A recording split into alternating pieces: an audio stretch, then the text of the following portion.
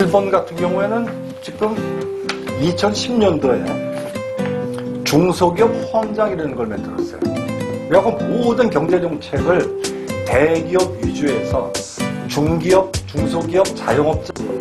그런데 그 얘기는 잃어버린 20년 동안 그렇게 많은 자영업자들이 도산을 했더라도 일본 경제가 그 자영업자들의 실업률을 실업으로 방치가 된 게 아니고 노동시장이에요. 이 플랫폼 서비스가 이렇게 되면서 플랫폼 노동자가 좀 급속도로 늘어나고 있거든요.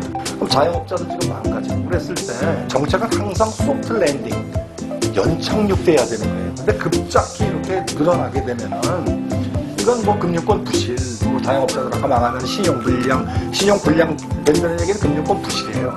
그분은 또 신용불량자가 되니까 기초생활수급 대상자가 되는 것이죠. 그럼 복지 수요도 늘어나야 되고. 이게 연착륙돼야 되는데도 불구하고 지금 너무 하드 랜딩 쪽을 향해서 가고 있다는 얘기죠. 억지로 갔다가 길 뚫어서 갔다가 집어넣는 거죠. 이렇게 집어넣어갖고 자영업 문제가 좋아지고 일자리 문제가 좋아진다고 그러면 왜 반대하겠습니까? 지금 플랫폼 서비스가 활성화가 되고 대형마트 프랜차이즈가 활성화가 되면서 일자리 질이 좋아졌습니까? 자영업자들의 먹고 사는 생활 수준이 높아졌습니다. 전부 역의 방향으로 가고 있는데 아직도 정부는 그런 정책을 고수하고 있다는 것이 잘못됐고요.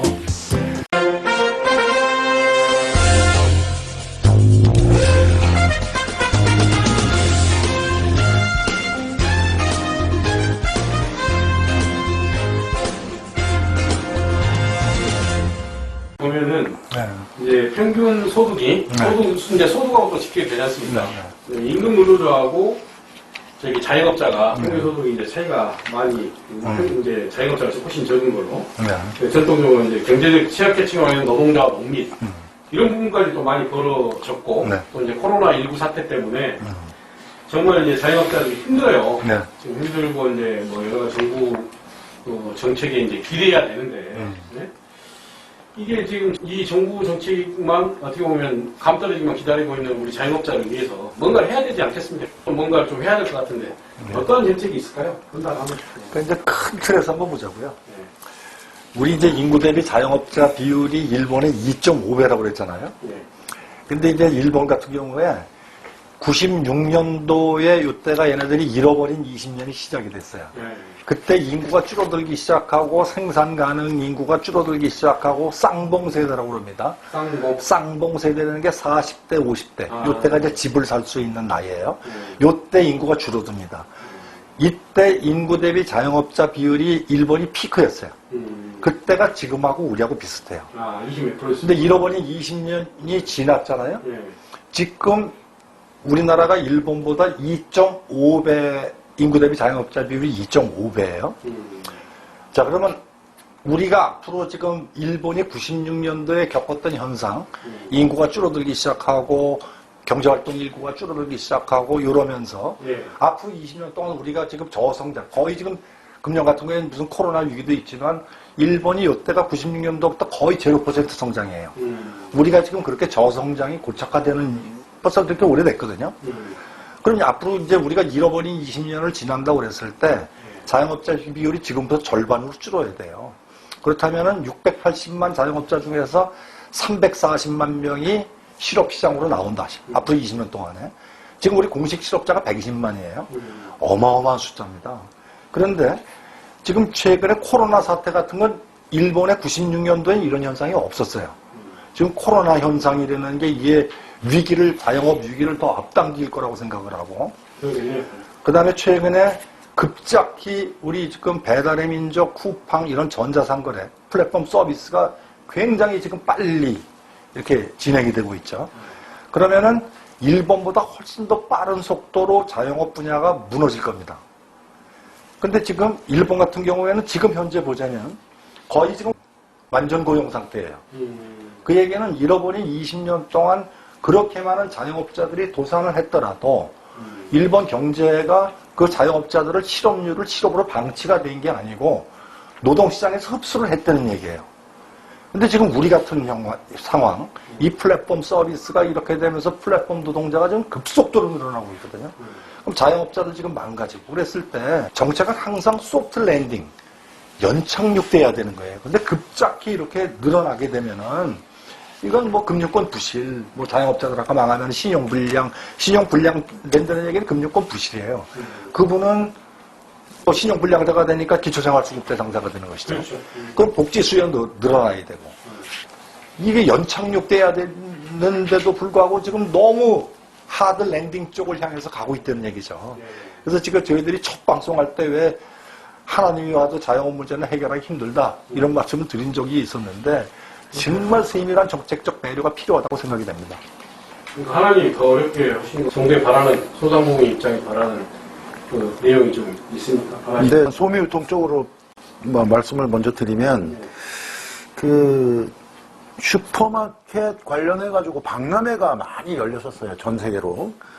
우리나라도 한동안 상당히 활발했었습니다. 우리나라도. 한 10년 전까지만 해도 제가 실무적으로 일할 때 슈퍼마켓 박람회도 다시 한번 해보자 라는 추진하는 기회를 한번 해보려고 했던 기억도 나고요.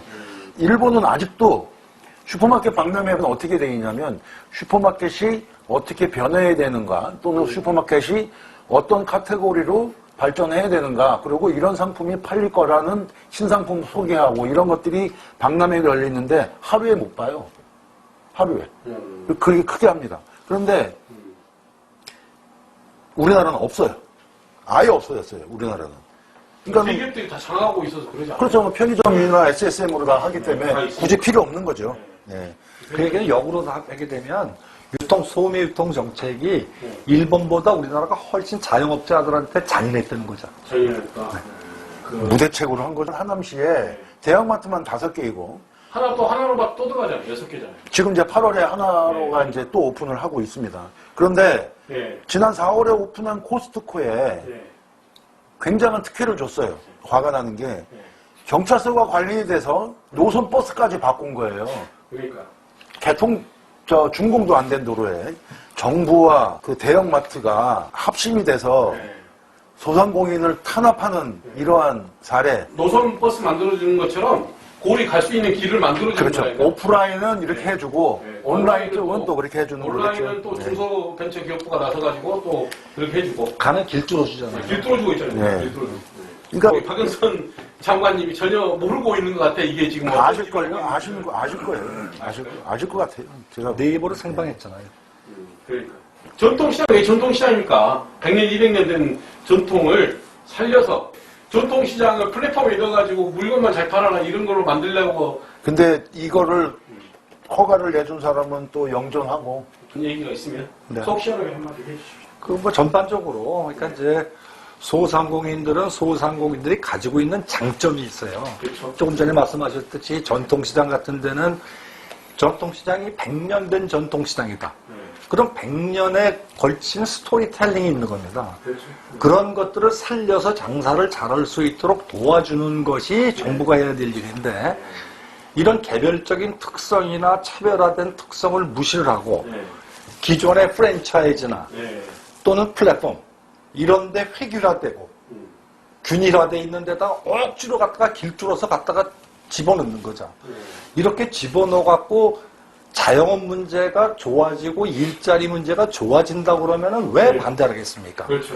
지금 플랫폼 서비스가 활성화가 되고 대형마트 프랜차이즈가 활성화가 되면서 일자리 질이 좋아졌습니까? 자영업자들의 먹고 사는 생활 수준이 높아졌습니까? 전부 역의 방향으로 가고 있는데 아직도 정부는 그런 정책을 고수하고 있다는 것이 잘못됐고요. 이런 것들은 전반적으로 공무원들을 저희들이 계속 만나보면서 느끼는 거는 하남시도 이번에 금방 또 소상공인 담당자들이 제가 알기로 지금 2년도 채 안 됐는데 또 바뀌었다고 그러더라고요. 소상공인도 분명히 전문성이 있어야 됩니다. 정책의 전문성이. 2년 동안 소상공인들 지금 몇십 년 장사하시는 분들의 노하우를 2년 동안 안다고요? 그 사람들을 위해서 정책을 집행한다고 택도 없는 소리입니다. 중기부도 마찬가지예요. 자, 그러면 이 사람들은 뭐냐면 소상공인 담당자로 온 사람들은 뭐냐면 내 임기 중에 내가 여기 2년 있다 3년 있다 임기 중에만 아니면 돼. 대충 시간만 떼고 가면 되는 거예요. 나만 아니면 돼. 내 임기 중에만 아니면 돼. 이런 정신, 이런 안이한 정신부터 뜯어고쳐야 된다고 생각을 합니다. 그런 것들이 선행이 돼야 이 자영업 문제가 해결될 수 있다고 생각이 됩니다. 네. 자, 이게 이제 문재인 정부 들어서 정부 조직법을 바꾸면서 중기청이 유일하게 대한민국 정부 부처 중에서 중기부로 승격했어요. 소상공인들 입장에서 무엇가 달라졌는지, 그 전에 중기청 때와 중기부 때 뭐가 달라졌는지 모르겠어요. 전 피부는 못 느끼겠어요. 오히려 더 나빠져 가고 있어요, 제가 볼 때는. 제가 보기에도 그래요. 네. 지금 네이버하고 같이 소통하는 것도 그렇고. 그러면 이제 일본 같은 경우에는 지금 2010년도에 중소기업 헌장이라는 걸 만들었어요.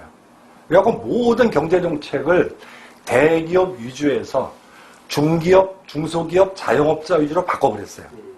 그런데 아직도 지금은 우리 지금 플랫폼 서비스라든지 네이버 대기업 아닙니까? 그러니까요. 배달민족 대기업 아닙니까? 이마트, 롯데, 대형마트 다 대기업입니다. 아니, 저 깜짝 놀란 게 어떻게 된 게 30만 원씩 지원해가지고 거기를 사용하게 길을 뚫어주는 게 중소벤처기업부의 정책이라고 나오니 참 저도 그 말 듣고 한심해가지고. 네. 그런 정책을 펴가지고 플랫폼 서비스가 활성화가 되고 대형마트나 프랜차이즈가 활성화가 된다 그래서 거듭 말씀드리지만 일자리의 양질의 일자리가 창출되는 것보다는 질 나쁜 일자리가 더 많이 나와요. 그렇죠. 이게 지금. 그 다음에 소상공인들도 점점 더 먹고 살기가 100억 매출액으로 배달민족에다 배달 서비스를 하면서 뭐 100억 매출액을 올려도 하루하루 그날 허덕거리고 산다고 그럽니다. 그렇다면 이런 거의 문제점들을 정부는 거시적인 시각에서 중장기적인 시각에서 이거를 어떻게 하면 이런 상황 관리를 해야 될까를 연구를 해야 되는데 과거에 썼던 잘못된 정책에 어떻게 보면 관성의 법칙에 의해서 그냥 옛날에 이렇게 했으니까 그냥 흘러가고 있는데 이건 잘못됐다고 생각해요. 거듭 말씀드리지만 지금 여태까지 오프라인 정책은 분명히 실패했습니다. 소상공인의 어떤 프랜차이즈 정책이나 대형마트 정책은 소상공인들이나 전반적인 일자리 정책에 실패를 했어요. 지금 실패한 거를 다시 그러니까 쫓아가고 오프라인에서 했던 실패했던 것들을 그대로 온라인에서 지금 하려고 해요. 그 현상이 네, 네. 이미 실패한 거는 네. 다시 우리가 10년 전, 20년으로 돌아가가지고 대형마트 규제를 했었어야 되는데 이렇게 그러니까, 네. 그런 후회는 할 수 있지만 네. 시간을 다시 거꾸로 돌릴 수는 없어요. 그러니까 지금 오프라인 반성을 네. 해야 됩니다. 지금 네. 반성을 해야 되는 건 플랫폼 서비스가 급속도로 확장이 돼갖고 있어요. 네.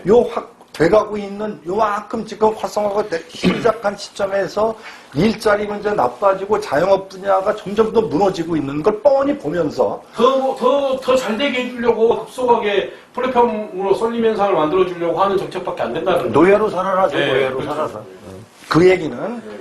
지금부터 시작되는 이런 어떤 플랫폼이 활성화되는 거는 공공 플랫폼으로 정부가 미리 나가서 그 서비스를 해가지고 일자리가 점점 더 나빠지고 자영업자들의 어떤 경쟁력이 점점 더 나빠지는 현상은 바로 잡아야 되는 거죠. 그렇죠. 바로 잡아야죠. 그러니까 이제 정부에서 좋은 애가 있습니다. 좋은 애가.